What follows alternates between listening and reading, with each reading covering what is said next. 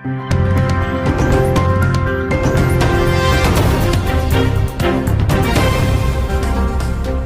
Jungle.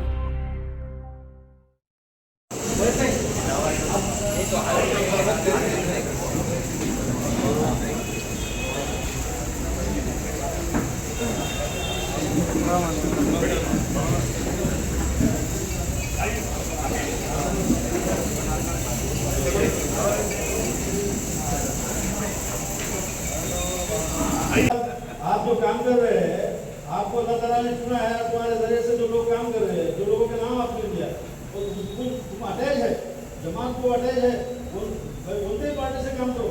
जमात का ऐसा है कि तुम आईएमएफ से काम करो, राष्ट्रवादी से काम करो और फिर आरपीआई से काम करो।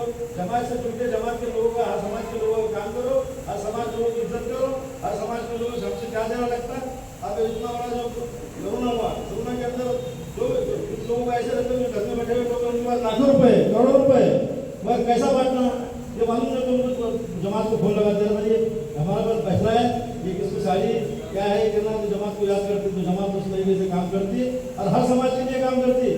जमात का ऐसा नहीं है कि सिर्फ मुसलमानों के लिए काम करना है, जमात का ऐसा है, उलमाओं का ऐसा है, हमारे नबी के वारस में, हमारे नबी के वारस का ये है कि अगर हमारा हिंदू भाई उसके तो वो अगर भूखा है तो पहले उसको देखे, वो भूखा है तो पहले उसको उसकी रोटी दे और बाद आपने खाई। हमारे नबी की सिखों ने, ये हमारे नबी की जो तालीम है उसके पालन ये सब उम्मा है। और जो हमारे उम्मा जो है जो बोलते आज जो हिंदुस्तान के अंदर जो क्रांति हुई है, जो हम 140 में और इतनी बड़ी 99 में आ गए हैं, ये सब उम्माओं की बदौलत है। पहली बार हिंदुस्तान के अंदर 2 दिनों के बाद 80 के उग्र बाद में तो एक उम्मा सब पूरे प्लेटफॉर्म पर आया और उन्होंने बोला शिद्दत से कि बीजेपी के लोगों को, जातिवादी लोगों को हराना है, राष्ट्रवादी लोगों को लाना है। तो आज जो रिजल्ट दिख रहा है वो सब पूरे उम्मा का रिजल्ट है। आप लोगों का ज्यादा ढेर सारी जमात से नमाज पढ़ रहे हो। मैं आपसे इसलिए कहता हूँ जब वो गायक अपने घर गया तो जाने के बाद उसकी बीवी से मेरी किस्सा सुनाया कि मुझे राजा ने इतने सारे ढेर सारे इनामात से नवाजा है। एक 8 दिन हो गए तशरीफ ला चुके, जोरदार तालियों से दिलबान दावत बरकातों के इस्तकबाल करता है। जज़ाकल्लाह खैरन कसीरा, बहुत बहुत शुक्रिया। इसी तरीके से हमारे शिवसेना के अहम जिम्मेदार उद्धव बाला साहब ठाकरे डॉक्टर शोएब हाशमी साहब भी तशरीफ ला चुके हैं। मैं शोएब हाशमी साहब से दरखास्त करता हूँ स्टेज पर बैठ जाएं। इसी तरीके से राष्ट्रवादी शरद चंद्र जी पवार के अहम जिम्मेदार जनाब ख्वाजा शरफुद्दीन साहब भी तशरीफ ला चुके हैं। अल्लाह आप तमाम बयाने को कबूल फरमाए। जज़ाकल्लाह खैरन कसीरा।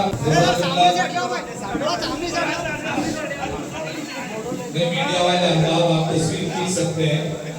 शुक्रिया और खासदार साहब इस इस्तकबाल को कबूल करने के लिए जमीयत की जानिब से आपको एहतराम के साथ तमाम लोग बैठ जाएंगे। जज़ाकल्लाह।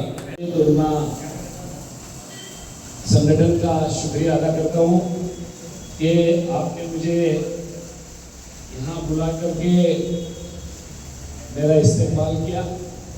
मैं आप सबका तहे दिल से शुक्रिया अदा करता हूँ और ख़ास तौर से हमारे महफूज रहमानी साहब मौलाना मालेगांव से आए और उन्होंने यहाँ रहने के बाद मेरा क्या हुआ, ये रह गया था, मैं कहाँ बाहर जा रहा हूँ, यही हम तो हो गया, कल घर पे भी भेज दिया तो चल जाता।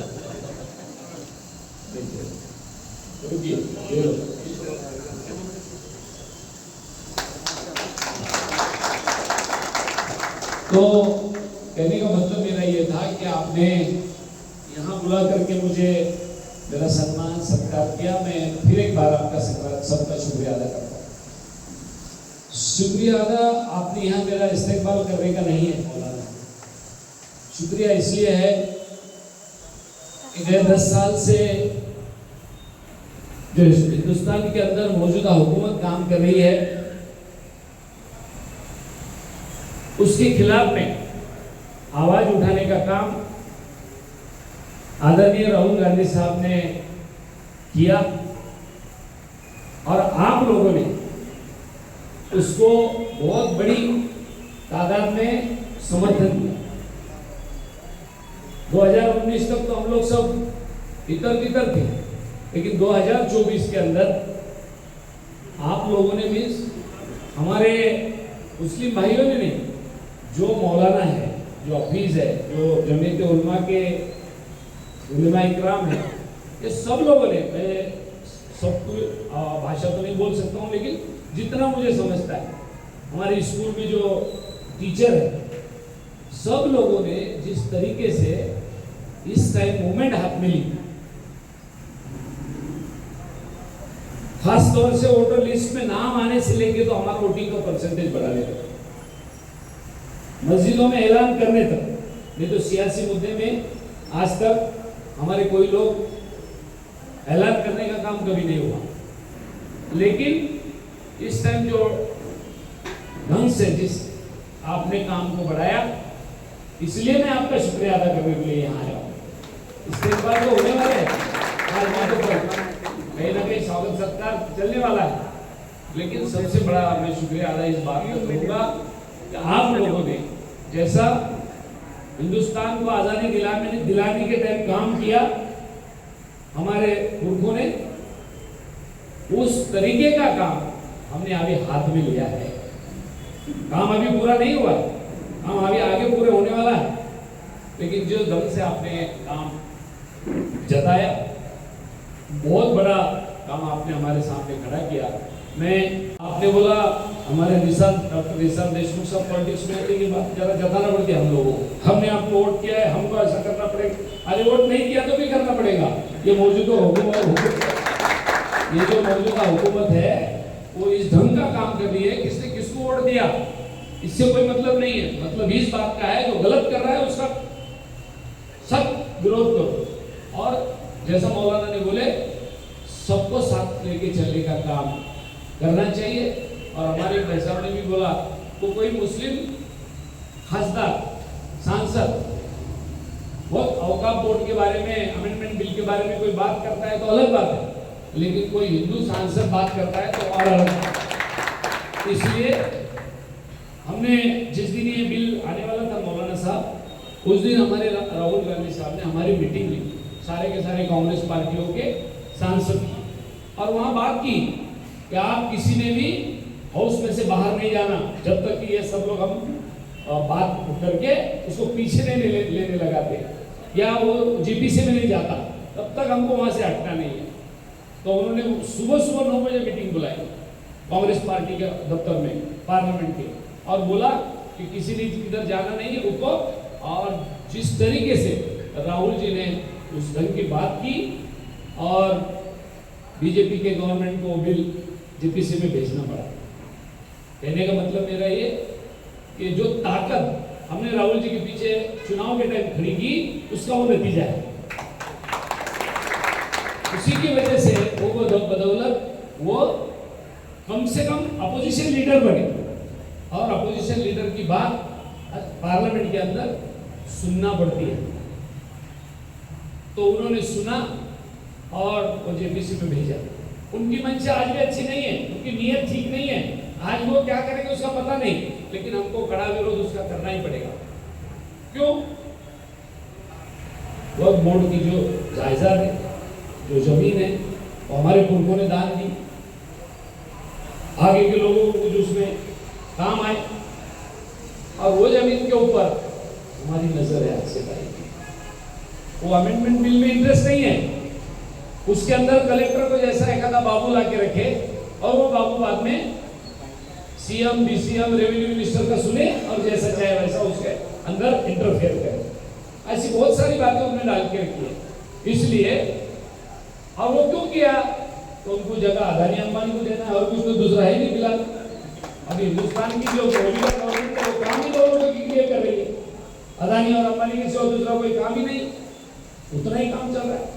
इसलिए उनकी जो नीयत है हमको पता लगी है, अपने को सबको पता लगी है। इसलिए आने वाले दिनों में उसका कड़ा विरोध कांग्रेस पार्टी की ओर से तो होने वाला ही है, लेकिन कल्याण काळे एक आपका चुना हुआ नुमाइंदा वहां जाके सांसद में वो जरूर बात रखूंगा। इतना मैं आज आपको सामने ला रहा हूँ। चुनाव नजदीक आते हैं वैसे ये सिदोर निकलते, बारिश में वो निकलते, चुनाव में ये निकलते। अभी उनकी हालत खराब है, वो परिवार की हालत खराब है। वो बोलने वाले कुछ ना कुछ। इसलिए मैं ये वो कहता हूँ वो मुद्दा हमने सियासी मुद्दा बोल के छोड़ देना चाहिए, ऐसा मुझे लगता है। छोड़ देना बोले तो ऐसा नहीं, कहने का मतलब मेरा ये कि कौन क्या बोल रहा है, उसमें सियासी मुद्दा कितना है और हमारे काम का कितना है, वो भी उसकी सोच भी हमें चाहिए। कभी कभी ये भी होता है, वो गलत बात करे तो उसका समर्थन नहीं कर रहा हूँ मैं, वो गलत ही है, लेकिन कुछ मुद्दे ऐसे हैं जो सियासी, जैसे चुनाव नजदीक आते हैं वो फैलाने का काम करते हैं, तो वो मुद्दे पे हम लोगों ने ध्यान रखना जरूरी है, ऐसा मुझे लगता है। तो कुछ मुद्दे सियासी जैसे भी हो वैसे वो हमको नुकसान करने वाले होते। हमारी जो सेकुलर पार्टी है, हमारी अपने सबकी सेकुलर चीजों में हम भरोसा रखते हैं, और जब सेकुलर चीजों पर भरोसा रखते हैं तो सेकुलर चीजों को ही इसका ज्यादा परिणाम भुगतना पड़ता है। इसलिए मैं आपसे भी गुजारिश करूंगा, कौन सी बातों को हमने गौर करना चाहिए और कौन सी बातों पे गौर नहीं करना चाहिए, उसका भी हमारे में सोच चाहिए। और आपने भी हमारे बारे में जो बात कही, मैं आपका भी शुक्रिया अदा करता हूँ। बहुत सारी बातें हैं, इसी तकरीब में मैं सारी बातें बोलना मुनासिब नहीं समझूंगा। जब कभी हम लोग औरंगाबाद के और कोई सवालों में बैठेंगे, बात करेंगे, उस सिलसिले में जरूर हम लंबी चौड़ी बातें करते और मीटिंग करेंगे, वो बात उतनी सही है। इंशाअल्लाह इसके बाद के प्रोग्राम जो भी रहेंगे जमीयत के, उसमें आपको मदऊ किया जाएगा और आप इंशाअल्लाह उसमें वक्त देंगे। बहुत बहुत शुक्रिया।